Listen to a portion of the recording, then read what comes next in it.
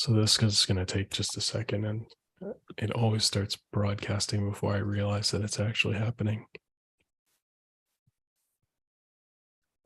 But I think that's it. So welcome everybody to January to 2023. Very pleased to have you here for another edition of DevOps Toronto, the monthly DevOps meetup, maybe the most consistent monthly DevOps meetup in the world. I don't know how many meetups run every single month, and we're on like year 3 of every single month. It's pretty impressive.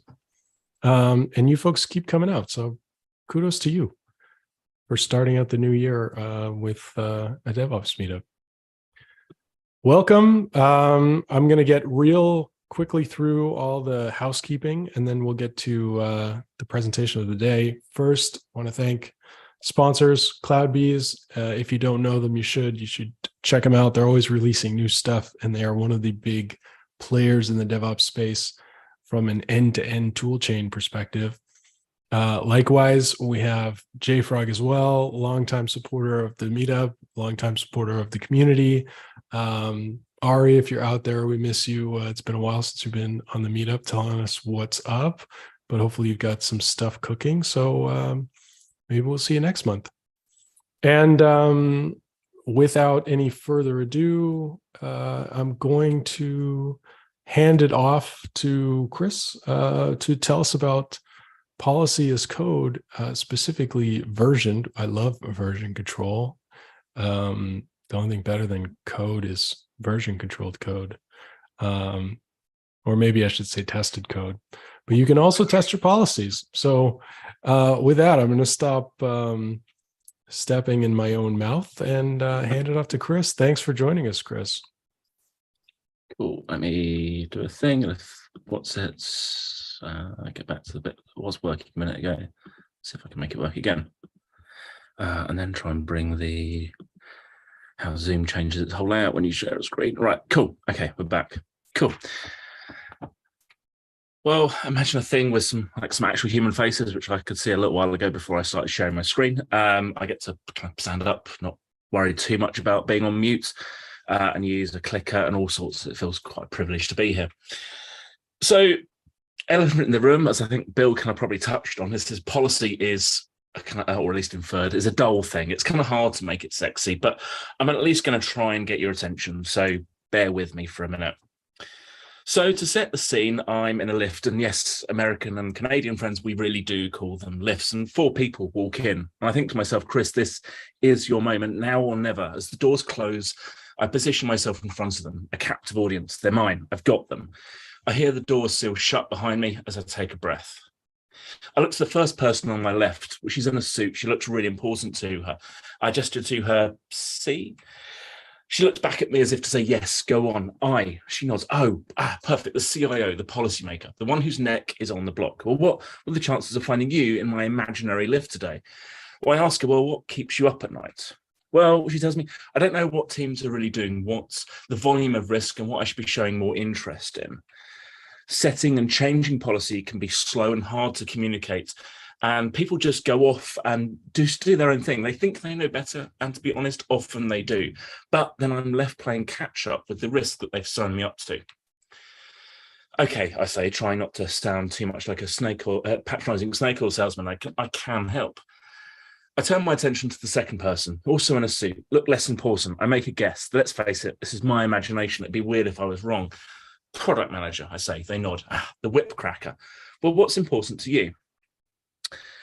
So managing risk, mostly opportunity risk. So the fear of missing out, getting features out the door and avoiding getting bogged down with, as they glance to their CIO, bureaucracy that is designed almost seamlessly to slow me down.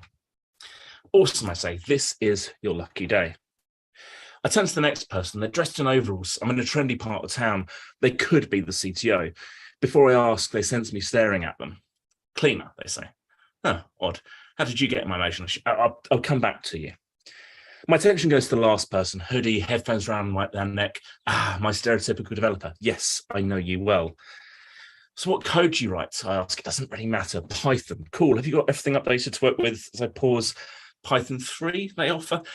Yes, Python 3. Well, that must be hard, I say. They don't know it, but they just want a bit of their trust, which is kind of important, as we know. Nearly, they say. Cool. Well, what's important to you? So staying on top of things like patching so we can react to the next fire, knowing what rules exist, what ones I can bend and break, and ultimately what might cause me to lose my job. Writing consistent, good quality code and avoiding some technical debt. So the rest of the team effectively being able to cohesively work as one. Do you use any tools to help you with that, I ask? Well, yeah, linters, code quality, test coverage, the usual. Great, I say, I wrote code too. Let's be friends. I hand them a printed QR code and say, here's my public GPG key. So you know that you can trust what I have to say. I return my focus to the cleaner. I've got it. How do you get told what to do and then when it changes? Well, we get a memo or something stuck to the notice board. So last week, we got a memo saying that all the meeting room whiteboards need to be cleaned every night.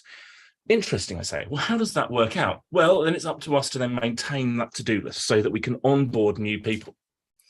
Does it go wrong at all? Well, yeah, sometimes if when we compile our operational manual wrong, we might miss a memo or don't apply them in sequence.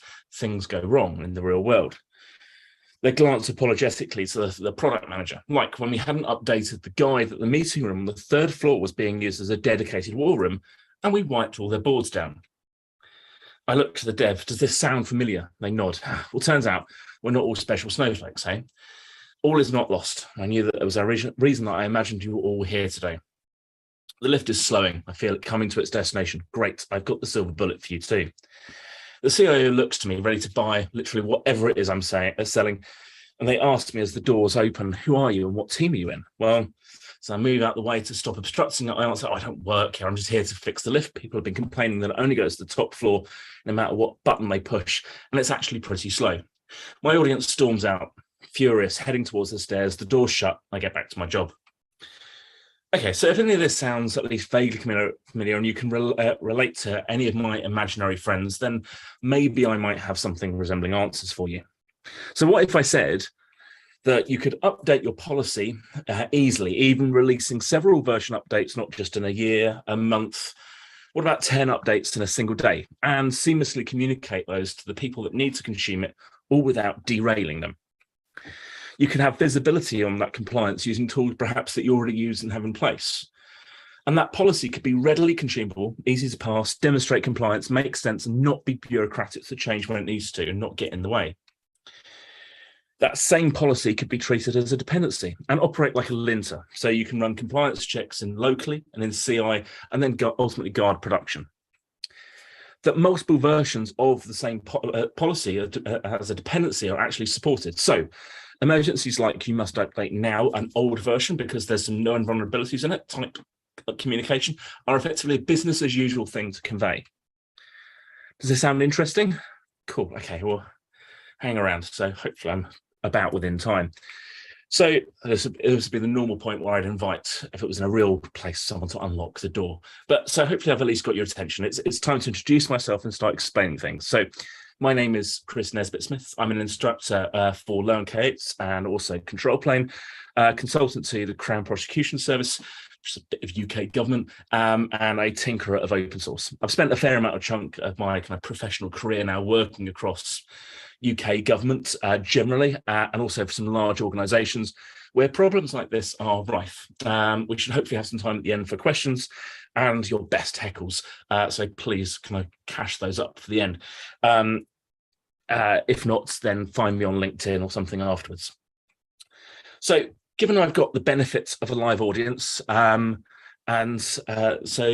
by show of hands, well, I'm going to show of hands, but if we could write in the chat, that's probably the better way. So if you could write in the chat and tell me if you are a policymaker. So if you're with my CIO and you've written, set or applied any sort of policy before.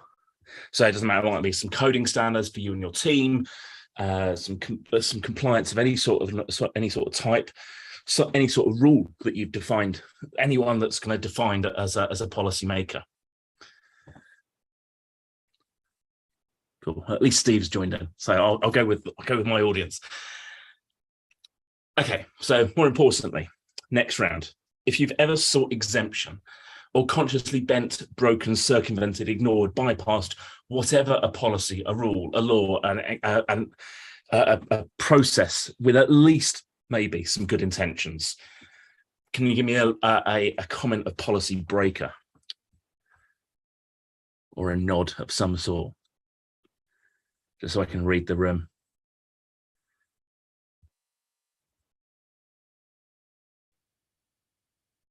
Steve, at least, but obviously I'm aware this goes out on YouTube as well. So we can catch up in the comments later. Well, if you did, you fell for it. So thankfully, we've collected all of your employers' details down. So kind of lend me your ears. The stakes just got raised a bit. So where do I see policy as code in its current state going wrong? Well, before we dig into that, what do I mean by policy?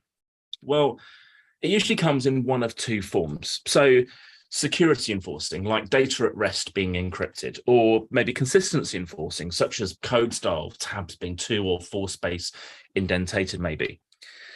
Or maybe you can think of some others, but in any case, it's hopefully intended to mitigate a risk of some sort. However, with the best of intentions, these are often emotionally led, rather than being grounded in proportionate controls, which finds itself as being the open door to case-by-case exemptions being required when you need to do something that goes against what you were anticipating the first time round. So this is not fundamentally like how the laws of the land are created, with case law making for a complex to navigate rulebook and then harder still to measure compliance. It often looks like the thin bit of a wedge, where the precedent, which may have been an uncomfortable pill to swallow the first time round, becomes dangerous, with then others looking to expand upon its scope, which can lead us to then sometimes wonder if the cure was actually worse than the disease. But that's not how we at least typically develop software. So why does this all have to be so hard? There must be a better answer. We've codified everything else, so isn't that the answer? Well, yes, in part, but my point of this talk is that we generally do it wrong. So maybe some of you are screaming your favorite product names at me as the solution, and you're not wholly wrong, but the devil's in the detail. Throwing some curly braces, or YAML, inevitably in our world, at something doesn't inherently fix things. If it's security control, it's often tempting to keep that policy a secret, so exposing it could be used against you by an adversary. However, that does not support us in shifting left at all. It results in devs effectively reverse engineering what the policy is by finding out, and we smash our heads up against it. Therefore, it doesn't take much imagination to see that in the scenario of, say, an application deploy, midway through finding that one of the resources is non-compliant and becomes rejected, could leave the overall deploy in an inconsistent halfway state, likely resulting in some downtime. Which then begs the question of, was the policy better than the downtime? Especially if it leads your engineers, who are all hopefully plenty smart, at finding inventive, shall we say, ways around the computer says no response that they got. This is then further exacerbated when updates to the policy are desired. So maybe you get a pen test or something goes wrong, you form that kind of case law and you need to apply a new policy. So maybe all S3 buckets now need to be encrypted, a change that could be considered breaking one. Sure, you might say that you provide warnings on at least the less important issues or new emerging policy, which is great. Honestly, it's a great start, so long as someone sees them. But if you've adopted GitOps or at least CICD, is anyone seeing those warnings? I mean, who here could say that they study the results of a successful build log every time? Anyone? Every time? Well, if you are, I'd politely suggest that you're probably missing the point of CICD. You should be able to trust your job status. Okay, well, I'm not here today to just throw stones. So if we remember my kind of implied promises to my 4 imaginary friends of what this kind of future promised land might look like. Well, there's nothing new under the sun. We've actually already unwittingly solved most of these problems elsewhere. We just need to be reminded and then join the dots. Well, the first is something, if you're doing policy as code, well, you're probably already doing, which is put it in version control. The thing you might not be doing, though, is then making that visible. So at least in a source set, by which I mean allow anyone within your kind of walled garden of employee suppliers to be able to see the policy. I'm not saying give away all your threat monitoring and intel rules away. You can probably keep that to yourself, But I'd argue that visible policy and the gaps therein is often better than the downtime and reverse engineered workarounds and opaque legacy exemption spaghetti soup. If you're brave, you might even open source it. You'll find that it actually unlocks an ability to work well with prospective suppliers without NDAs and whatnot. And widely distributed secrets are expensive to maintain, difficult to handle, and often only stay secret for so long after all. Okay, so we're off to a good start. A policy is visible to those that need to be able to see it. So many of you are no doubt used to semantic versioning, but a quick recap in context to this. So the first argument is used to indicate breaking, perhaps conflicting changes. So in the context of policy, let's say it's requiring resources to have a department label. Maybe that will help with some internal cross-charging. Who knows? I'm not judging why. And increments of that might look like requiring that to be from a predetermined list rather than free text. The second argument is to indicate minor changes. So these shouldn't break anyone. And increments of that might look like correcting a spelling mistake, so one of the department names, for example. The third is to indicate patch changes. So these should be a no-brainer for everyone to keep up to date with. And increments of that might look like adding a department to the list of available options. Okay, so our policy is visible in a repository, it's versioned, we can easily communicate it, we can tack on release notes, and expectations are managed by semantic versioning. In software, we're used to handling dependencies. So what if our policy was actually just another dependency? So you might actually already be doing this. For example, you use, say, ESLint as a dependency in your JavaScript package. Okay, so our policy is visible in a repository, it's version, we can communicate it, we can tack on the release notes, everything's managed by Semver. It's beginning to look a bit more like software. Okay, I know testing is a dirty word. But in order to make this an asset that everyone can depend on and also provide known good and bad examples, tests are essential. It's going to give everyone the confidence and the stability and also surface potential side effects before they hurt everyone involved. Consumers of this policy will need to be able to test themselves against the policy locally and also in CICD, thus shortening that feedback loop and better informing. So as a bonus, we should be able to find our consumers able to rely on the artifact that we're sharing with them. Okay, we're well and truly on the home stretch. There's a dependency, so updating it should be no different to any other. We can even use some magic like GitHub's Dependable or Men's Renovate to be able to do that for us. So think automatic pull request tests, even auto merging if you like. Okay, last round of trying to be brave and ask the audience some questions. So to check you're all still with me, can anyone tell me a recent event, or not so recent as a while ago now, that caused everyone to want to know what version of a certain logging Java doohickey you were potentially running literally everywhere in the estate? Roughly about 12 months ago. Yeah, bingo. Which I can now probably remove from this, but actually for last year at least, all presentations were actually contractually required to reference log4j in some fashion or another.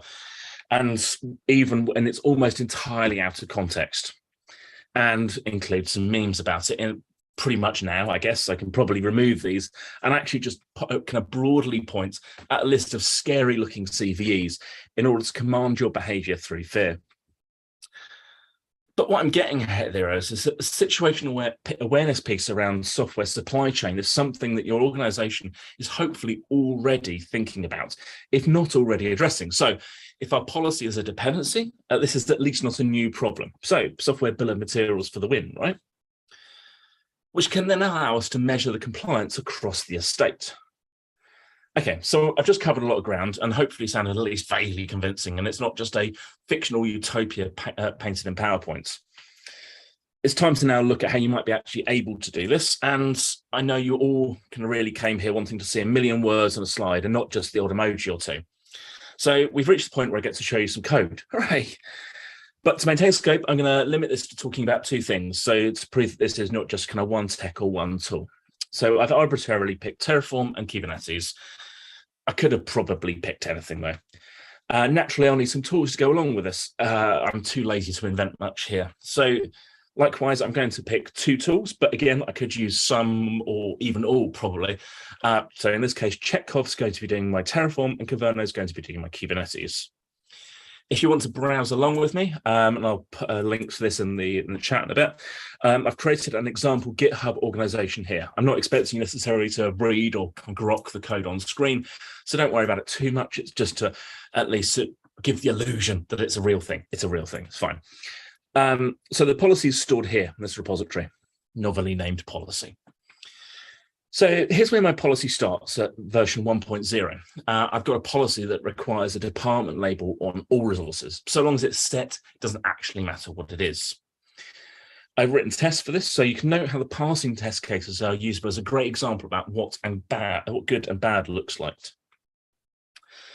I've pushed a tag in Git, I've added release notes, and of course I can sign it to provide further assurance if my heart so desires, which obviously it does, but moving on. Version 2 looks similar, only now that department field has to be one of a predetermined list. So, like before, tests exist, release notes are written, tags are signed. 2.1.0 is where we notice an incorrect spelling mistake of one of the options in that list of departments. And 2.1.1, and I've now added a new department to the list. A few more repositories in that organization to look at. So app1 and infra1, well, these depend on version 1.00 of the policy. It's not compliant with version 2 or beyond, but how might I know that? Well, I've configured renovate in this case to automatically make me a pull request. So when there's a new version of the policy, so it's super obvious if I can update the dependency, and I can see clear feedback about where and why I'm not compliant.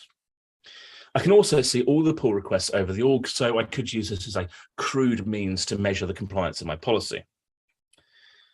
Moving on from that, a few more repositories. So app2 and infra2, well, they depend on version 2.00 of the policy. However, we could merge the open pull request all the way up to 2.1.1. And finally, app3 and infra3, well, these all depend on 2.1.1, and they get a gold star from the CIO. There is a small touch of magic, and it's not pretty. I've written some bash. So don't judge me, even though I've definitely written a lot worse. But what this does is it allows me from my dev laptop or in CI to evaluate my code against the version of the policy. Ideally, this would be less cumbersome, but it is what it is for now. Pull requests are very welcome. And the last piece to this puzzle is managing the life cycle of policies and managing multiple versions of policy to be accepted and evaluated within a single runtime. Task file is better than bash. Sure, pull request. But yeah, so yes, allowing multiple versions of the policy to be accepted, so evaluated within the single runtime. I cheated a bit here. So Kubernetes gives you mission controllers, at least at the runtime level.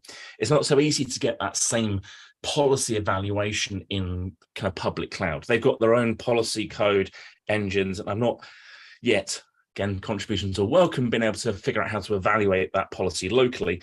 Again, pull requests, contribution, collaboration, all very, very welcome in this space.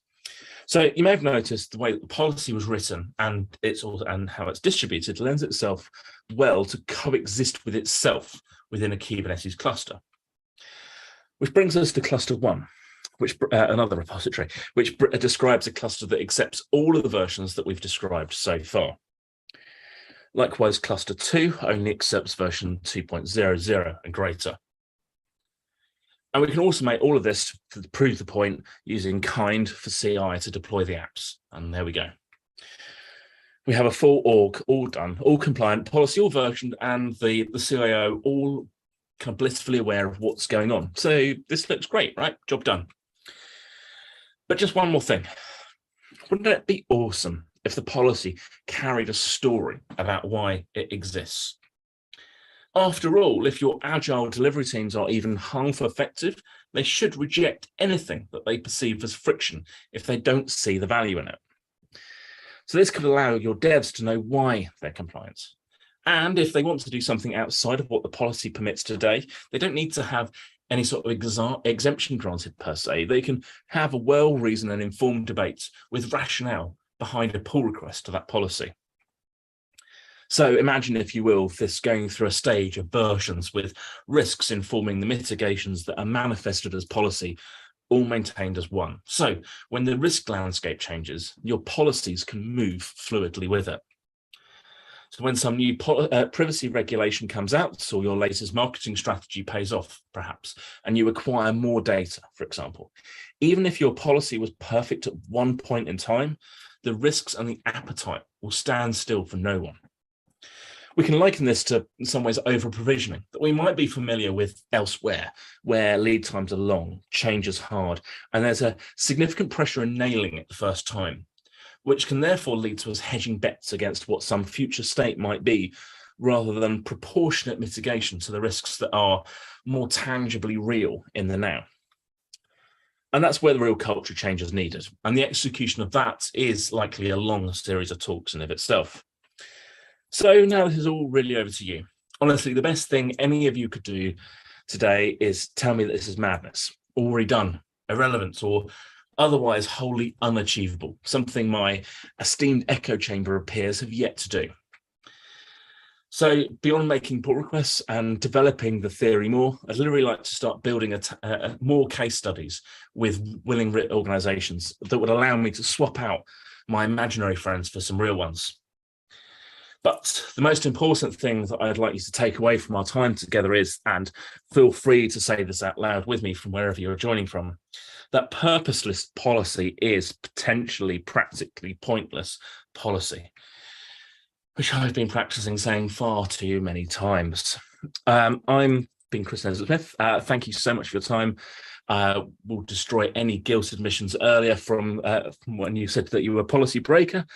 Like, subscribe, whatever the kids do on LinkedIn and GitHub, whatever, you can be rest assured there'll be kind of little or no kind of content or spam really at all, since I'm awful at self-promotion, especially on social media. cns.me just points at my LinkedIn, and talks.cns.me contains this and some other talks, and they're all open source. Questions on this or anything else really are very welcome. I know we've kind of got a bit of time left, or find me on LinkedIn if there's something that strikes you later. But thank you so much for your time, and thanks to the organisers as well.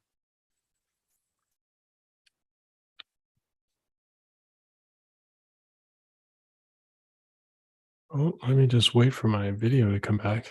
Thanks, Chris. That was fast and furious. Congratulations.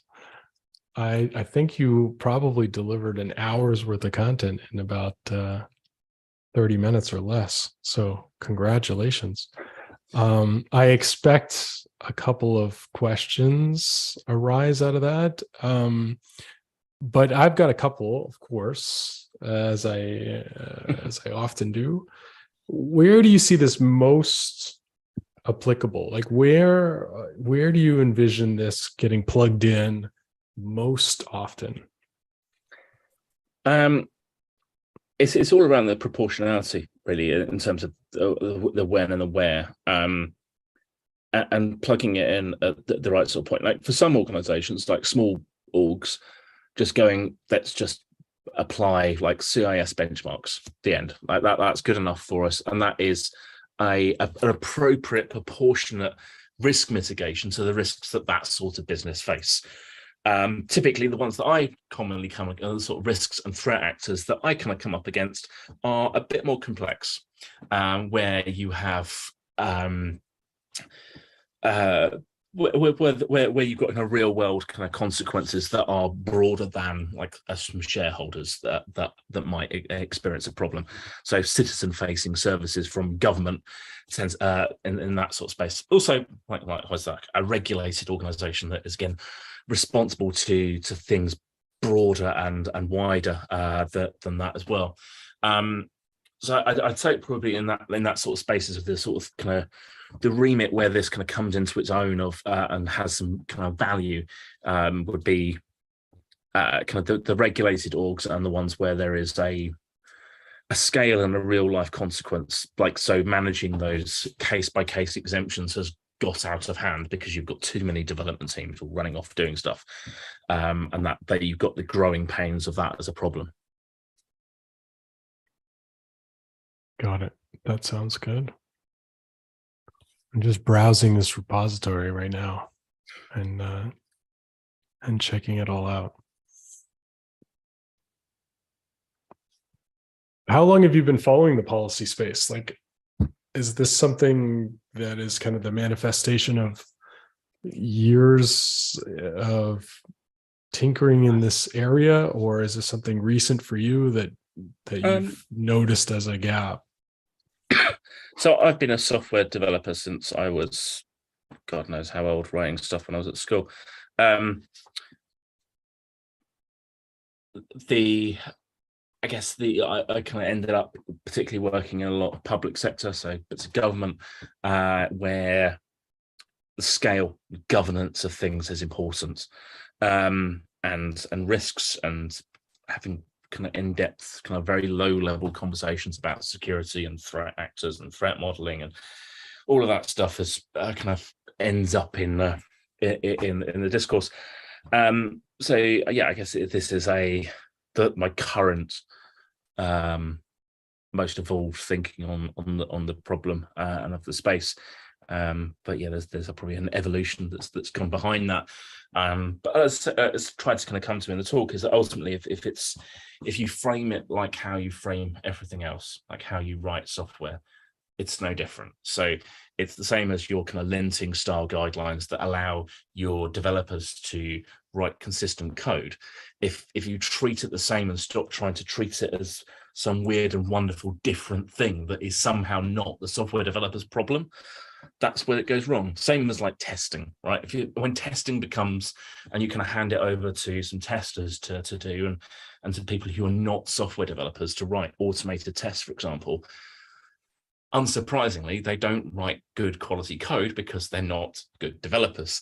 And you end up with a technical debt and tests that will exist in a world where the first thing anyone does when they fail is let's try running them again, as opposed to having some deterministic results. So by kind of giving the same weight and value and onus that you put on how you write software into how you write your tests and how you write your policy, all of that can be all the same problem. We should stop seeing these as that's their problem or it's someone else's problem, that's security's problem to worry about. No, this is it's all the same thing, and we can use policy as a broad term to join up how all of those bits of the business actually work. Yeah, I agree. I think, this is something of a macro trend that is just kind of starting to reach large scale visibility.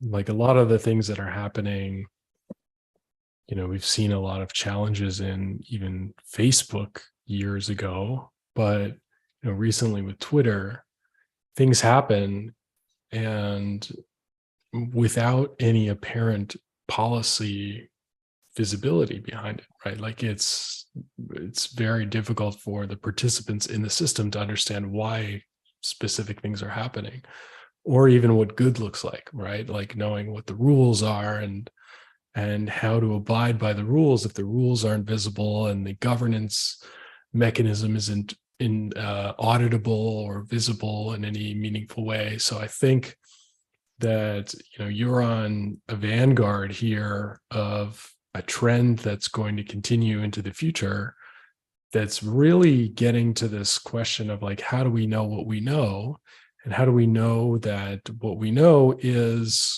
correct in any sort of way, right? Whether it's by my definition, your definition, somebody's definition, if it's not defined and nobody can see it, then we're really just throwing opinions around and we're really just, kind of wandering in the wilderness. So I really appreciate these efforts in this direction, because I think we have a long way to go. And at some point, things like governing bodies, governments, authorities, people who need to enforce rules or regulation or whatever are going to start saying, you need to have these things clearly defined, or we're not going to do business with you, or we're going to shut you down, or we're going to penalize you in some way, because you can't just have everything floating around in people's heads or inconsistently applied. It's really kind of not accessible or sustainable in the long term.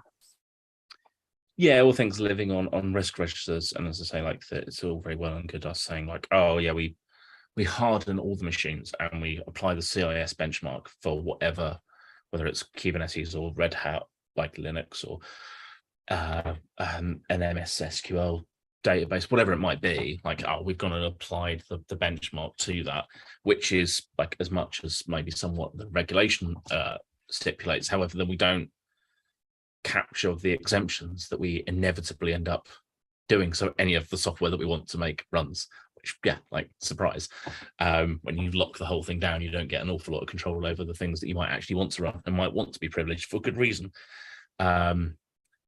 And yeah, it'll be an interesting time to see how it kind of evolves, and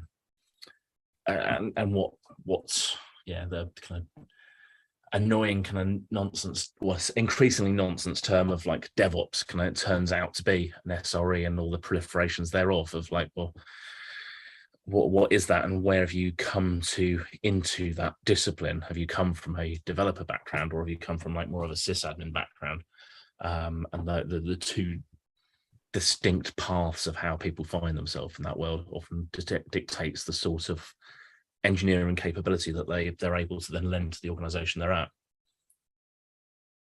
And yeah, if you're looking for things to be code and codified, and being able to say that the code is truth, then yeah, you want developers ultimately.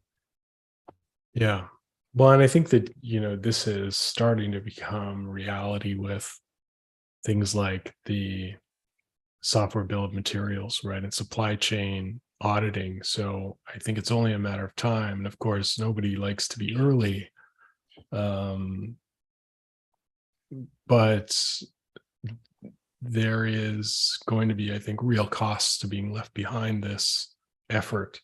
And there's a lot of work to do. So anybody here who's interested in contributing to something that's really meaningful in a broad sense, this is going to have, I think, societal impacts in everything from just making it easier to be an individual contributor in a company, but also in kind of auditing the integrity of software supply chains from a national security perspective, and kind of elevating our ability to say that we know what we know, and that what we're doing is to a standard that can be measured and evaluated in the future, so that we can be doing our work with a degree of confidence that is somewhat often seat of the pants at the moment. I saw a comment from Sudhakar, I hope I pronounced that right, about documentation of this. I did notice, in my poking around, that there is some documentation, but there is a question there about where to learn more. So do you have anything that you've been following, anything you use as a reference, anything that's beyond this specific effort that you think folks should know about? I mean, outside of this talk, and I'll share a link to it in a sec. I don't know what's I'm talking. Which was a blog that I wrote for a company that I was working at for the time, which was Appvia. Spell into Google.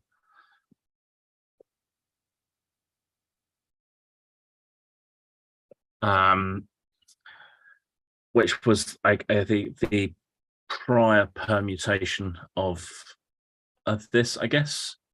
Try to find it.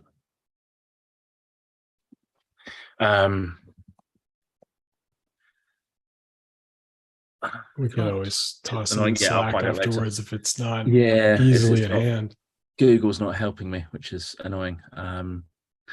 It might be referenced in one of the repos potentially as well. That's annoying. It might be fine. Yeah, I'll share it later or in a minute. But yeah, like there's that. I'm not, which is frustrating because I feel like I'm in isolation, hence like actively seeking someone to tell me that it's an awful idea. I've not found anyone really talking about versioning policy for broader than as I touched on in the talk around like if you're using, say, if you're writing JavaScript, you might use something like ESLint. And inherently that the rule set for ESLint is versioned just like any other dependency. So therefore, if you get a pull request, say if you use dependable or renovate in order to kind of keep your dependencies up to date, you'll get a pull request for a new version of the ESLint definitions and library and things. And that was largely the observing how that worked was the kind of spur of, well, we could actually write everything. What if everything was a dependency? Because then everything fits. And we can treat, like, if our policy is code, why can it not be a dependency? And then pin the versions in the same way. Why do we have to treat this as treat policy as a different beast? And that lent itself well to thinking about how you might consider operating several concurrent versions of the policy that can address a lot of the problems that you'll often see in the world where you have we can address it by having version 1 and version 2. So maybe so you guys probably haven't had to endure it too much unless you're working in kind of European space, but things like GDPR, or certainly you might have kind of come across PCI if you work in car space. Various big bits of regulation like that. When there's a new version of that comes along, then, or new business risks and changes come along, then you can version your policy accordingly, and that gives you a higher resolution ability than just having warnings that display. And it also allows you to kind of more clearly visualize, well, who's running what version of this, effectively a library that I've provided to my teams, and that's the kind of the thesis behind it. But in terms of kind of similar talks and bits, I've yet to find too much, which is why I'm to say, like, really kind of going, tell me that I'm an idiot and I can stop and retire and stop doing this. There would be, very, very welcome if someone can just tell me that's all wrong. I think that's probably not going to happen, but there might be similar things. Like Sudhakar also mentioned Sentinel as policy as code framework from HashiCorp. Is that something how is that related, and how would you compare and contrast that with this effort? I mean, it's one of the things that's like in the talk, like it's a means of like codifying the policy. As with any of the others, I feel it kind of misses the actual implementation, like your day 2 operations of that. So in effect, like your ability to, you can write all your policy as Sentinel, and it's lovely, and it's all kind of well, I say lovely, you write it like Rego and API and stuff like that, but fine, whatever, like there's a policy engine and it works, cool. The bit where that and any of the other things without a lot of work, as I did with Chekhov and Caverno, kind of let you down on is the day 2 operations of that. They don't allow you to have concurrent versions of that policy being evaluated easily. It's just like, this is the policy. And if you want to be able to have a deterministic build, like I should be able to build something that I built 24 months ago and it get exactly the same artifact out and the same build state is out. That shouldn't change. But if I've got things like policy doing something different, then that's going to result in a different build status or other artifacts along the way. And that's, from a kind of purist, kind of having that idempotence of a build, that's not helpful, and potentially may be an issue if you're in a regulatory space where you do have to be able to have clear audit trails and a reproducibility of things kind of much further along.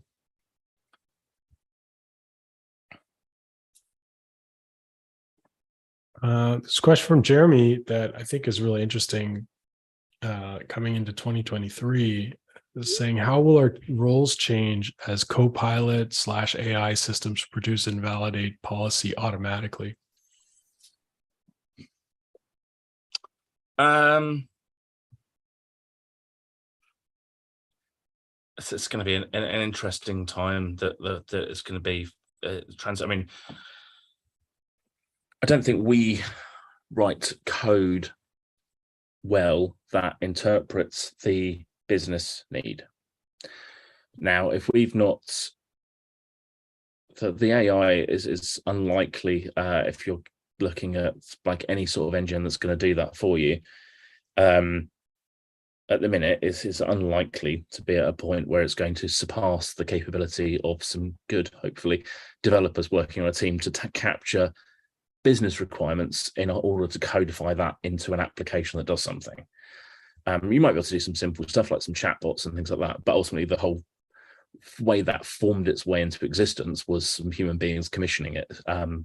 We don't yet have AI-driven digital consultancies pitching work to people. Maybe soon, that'll be the next thing. And consequently, yeah, we're a way off that being the case. Therefore, we can't do that particularly well.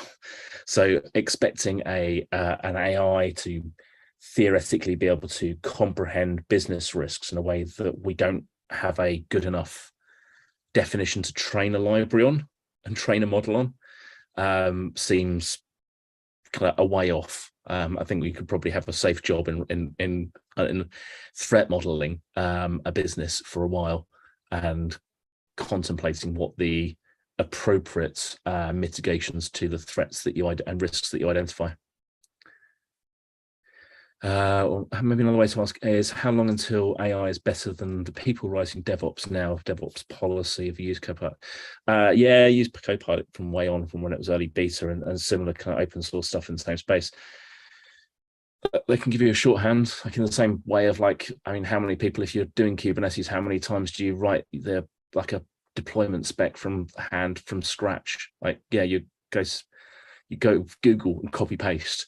Stack Overflow is great for giving you like a head start on that, but like you're still responsible for what you write. We're a way off. I think we're so far from what I've seen, we're a way off from being able to just kind of go, sure, like here's my application, kind of run it.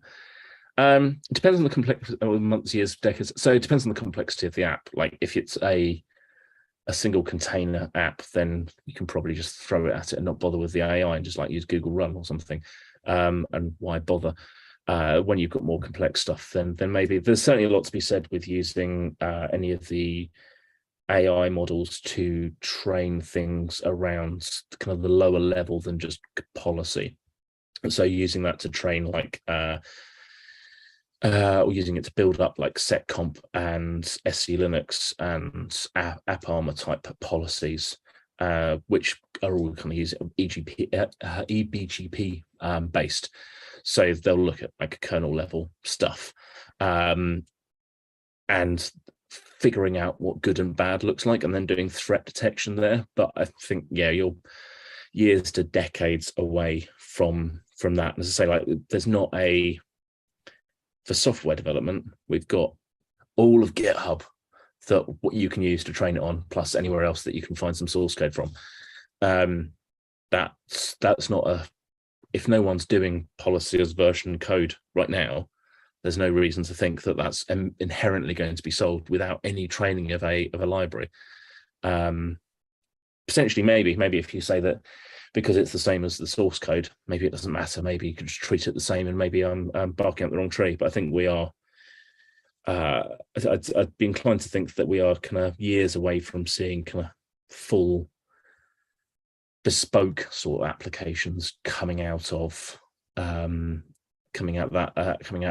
and certainly a reasoned threat model is probably some time away from coming out of AI as well. Like it's not something I'm immediately got on my horizon, or something I'm thinking about. Yeah, I would agree with that. I think that the first implementation of this will not be like B2C or individual contributor accessible. It's like there's many extremely large companies chasing this opportunity, and so someone like AWS is going to come out with code completion and whatever in a box or whatever as code, and just make it extremely cost effective, right? I mean, just make it so that you can't, just like they did with cloud, like it doesn't make sense for you to do it yourself. And then eventually that will trickle down into open source or something accessible to smaller, or let's say self-service. But again, the constraint is not technical ability, right? It's like translating needs into requirements. That's where the bottleneck is always. It's not like a technical bottleneck. It's always just like, how do you get what you're actually looking for? Because that's the challenge. That's the thing that's always missing. With that, I want to thank you for joining us. I really appreciate this. This was a topic we don't hear about very often, and it was great to hear your perspective on this, your efforts in this area. And I hope this is something that gets a lot more attention in the coming years, because I think it's definitely something we need to work towards. So thank you very much. Thank you to everybody who joined us, and to everybody who's watching this after the fact. Make sure you check out our other videos. I just noticed that our platform engineering talk from a year ago has got a bunch of views. So if you haven't seen that, go check it out. But welcome to 2023, everybody, and we'll see you